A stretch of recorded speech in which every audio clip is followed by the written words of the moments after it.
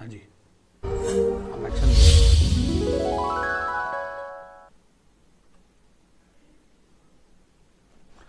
Good morning dear students, dear मेरे प्यारे बच्चों। Chemistry with Sameer sir, this is your Sameer Kohli sir, director of Jupiter Education Planet. आज हम एक बड़े सफ़र पे निकल रहे हैं। आज हम यहाँ से वैष्णो देवी जा रहे हैं गाड़ी पर, या फिर आप कोई बड़ा तीर्थ स्थल ढूंढ लो जहाँ हम जा रहे हैं गाड़ी पर, जहाँ हमें रास्ते में रुकना भी होगा, रुक कर खाना भी खाना होगा, मस्ती भी करनी होगी, इंजॉय भी करना पड़ेगा। 10th क्लास का सबसे लंबा चैप्टर है ये और सबसे ज़्यादा इम्पॉर्टेंट चैप्टर है। 10th के बाद ये चैप्टर थोड़े सालों के लिए गायब हो जाएगा। उसके बाद कंपटीशन में इस चैप्टर में से छोटे छोटे क्वेश्चंस आते जाएंगे। प्लीज़ मेरी बात समझना। Human beings are divided into 2 classes, one are called male, other are called female. Male और फीमेल में जब बहुत सारे डिफरेंसेस थे तभी ह्यूमन बींग्स के 2 डिविजन्स किए गए on the basis of sex, कि एक को मेल कहेंगे, एक को फीमेल कहेंगे। वैसे ही ये पूरी universe, now get back to the board, ये जो पूरी यूनिवर्स है, this whole universe, as you can see, this whole universe is made up of 115 elements. इस दुनिया में जितनी भी चीजें हैं वो 115 एलिमेंट्स की बनी हुई हैं। पहले इस बात को समझ लो। इंग्लिश लैंग्वेज में जितने भी वर्ड्स हैं मीनिंगफुल या नॉन मीनिंगफुल, इंग्लिश लैंग्वेज में वो 26 अल्फाबेट्स के बने हुए हैं। So the whole world comprises of 115 elements which are known to us. और ये स्टार का मतलब है there is always scope of discovery of new elements. We are not saying, हम ऐसा नहीं कह रहे कि और एलिमेंट्स दुनिया में डिस्कवर नहीं होंगे। 115 एलिमेंट्स हैं। उन 115 एलिमेंट्स में हमने देखा एलिमेंट्स 2 प्रकार की प्रॉपर्टीज दिखाते हैं। कुछ ऐसी दिखाते हैं, कुछ वैसी दिखाते हैं। ऐसी भी थोड़े बहुत दिखाते हैं, कुछ ऐसी दिखा रहे हैं, कुछ वैसी दिखा रहे हैं और कुछ ऐसी दिखा रहे हैं।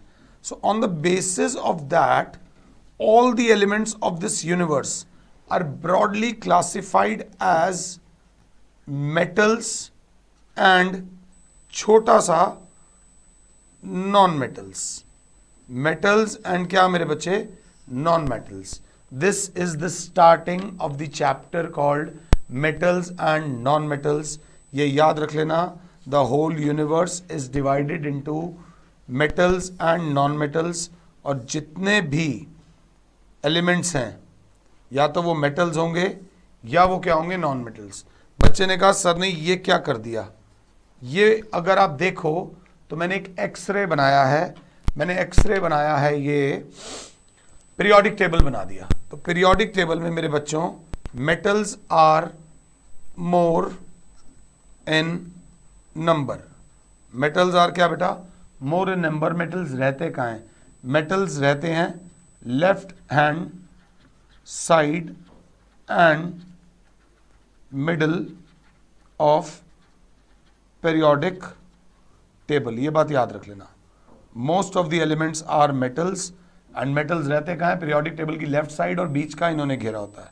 Non metals are less in number and they lie on the right hand side of periodic table.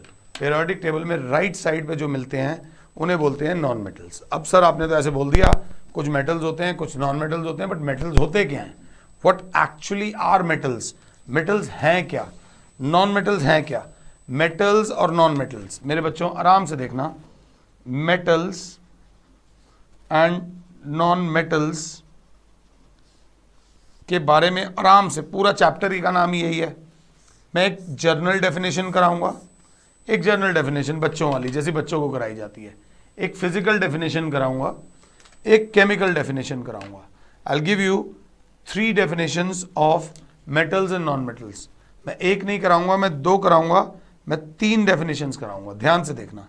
सो जो पहली डेफिनेशन है मेटल्स की, metals are those substances which are generally A hard होते हैं, सॉलिड होते हैं, हार्ड होते हैं, सॉलिड होते हैं।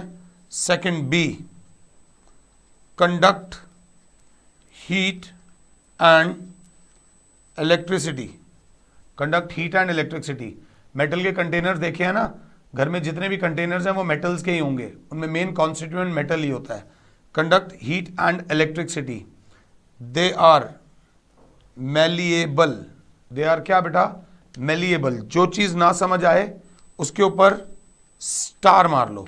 सर पहले मैलिएबल का मतलब बताओ, तभी हम आगे बढ़ेंगे, नहीं तो हम आगे नहीं बढ़ेंगे। तो मैंने ये हटाया, मैंने आपको सबसे पहले बताया मैलिएबिलिटी। मैलिएबिलिटी होती क्या है? The property of a substance to be broken down into thin sheets on hammering. On क्या बेटा? Hammering is called malleability. जी हां, हथौड़ा मार मार के पतली सी शीट बना लेने को मैलिएबिलिटी कहते हैं। सर मैलिएबिलिटी का एग्जांपल दो। बर्फी खाते हो? बर्फी के ऊपर एक वर्क चढ़ा होता है सिल्वरिश कलर का, वो इतनी पतली शीट होती है कि आराम से उसके ऊपर चढ़ाई जा सकती है, बहुत पतली शीट होती है। जो बहुत अमीर लोगों की शादी होती है ना, सुपर रिच शादियां जो होती हैं, उसमें बर्फी के ऊपर सोने की भी परत चढ़ाई जाती है। ऐसा मैंने सुना है, ऐसा मैंने देखा नहीं है अभी तक, इतनी अमीर शादी में मुझे नहीं बुलाया गया है। So what do we understand by the term malleability? कि मार मार के जो चीज टूटे ना, बल्कि पतली पतली शीट्स तक कन्वर्ट हो जाए, दैट इज कॉल्ड मैलिएबिलिटी। तो वापस आ जाता हूं, metals are the substances which are generally hard, conduct electricity, मेरे से कोई पॉइंट मिस ना हो। Malleability, malleable, ductile. सर फिर हमें डक्टाइल का मतलब ही नहीं पता, हमें डक्टाइल का मतलब ही नहीं पता सर। फिर स्टार मार लो, जो चीज ना समझ आए उस पर स्टार मारो। मैं बैठा हूं ना यार समझाने के लिए, I will go till the end, मेरा काम ही यही है यार। What do we understand by the term ductility? Ductility, the property of a substance to be drawn into thin wire. The property of a substance to be drawn into thin wire on stretching it is called ductility, जिसको खींच खींच के लंबी तार में convert किया जा सकता है, उस प्रॉपर्टी को बोलते हैं ductility. I give you the example of ductility.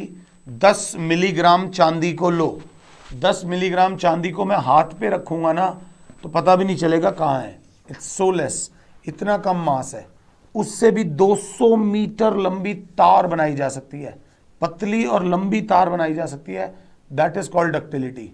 ये जो बड़ी बड़ी बिजली की वायर्स देखते हो ना, ये सब क्या है? डक्टाइल है। तो डक्टिलिटी एक प्रॉपर्टी है जिसकी तारें बन सकती हों, दैट इज कॉल्ड डक्टिलिटी। समझा पा रहा हूं ये वाली बात या नहीं? नोट, हमारे जो नोट होते हैं, नोटों के अंदर भी पतली पतली तारें पाई जाती हैं, that is also an example of ductility. अगली चीज मेटल्स के बारे में जो बता रहा हूं, दैट इज ई, दे आर लस्चरस। लस्चरस अगर किसी को नहीं पता, लस्चरस का मतलब होता है, देखते हैं क्या होता है। Lustrous means possessing shine on the surface। Metals के अंदर एक चमक होती है, उस चमक को बोलते हैं लस्टर। गोल्ड की जो चेन्स पहनते हैं, सिल्वर की जो चेन्स पहनते हैं, प्लैटिनम की जो चेन्स पहनते हैं, दैट इज लस्चरस। लस्चरस के बाद जो अगली प्रॉपर्टी मैं बताने वाला हूं, that is metals are the substances which are generally hard, conduct heat and electricity, malleable, ductile, lustrous. F, अगली property, they are sonorous. They are क्या बेटा? सोनोरस का मतलब क्या होगा? सोनोरस का मतलब ये होगा कि अगर मैं इस ग्लास को जमीन पे गिरा दूं तो ये क्रैक करके टूट जाएगा, मगर अगर एक मेटल के बर्तन को, स्टील के बर्तन को या लोहे की ग्लास को जमीन पे गिराऊं तो टन करके जो आवाज आती है, सोनोरस का मतलब होता है, व्हाट डू वी अंडरस्टैंड? मैं सब बताऊंगा, मेरा काम है यार, I am paid for that. Sonorous का मतलब होता है produces gong sound on striking. मंदिर की घंटी टन करके जो आवाज आती है उसे बोलते हैं सोनोरसिटी। सोनोरस का मतलब होता है जो टन करके आवाज आती है, that is called sonorous. Is that clear? बिल्कुल आराम से देखेंगे, मेरी क्लास को कोई दिक्कत नहीं होनी चाहिए। मैंने आपको सारा बता दिया। मेटल्स की definition, metals are the elements which conduct heat and electricity, they are malleable, ductile.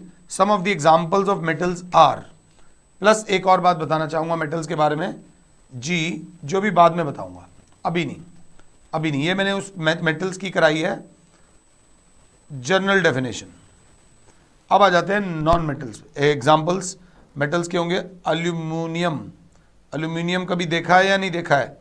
Silver, gold, iron etcetera. और लेना एग्जांपल तो मर्क्यूरी, और लेना एग्जांपल तो कॉपर, और लेना है, ये सब हो गए मेटल्स। अब आते हैं नॉन मेटल्स।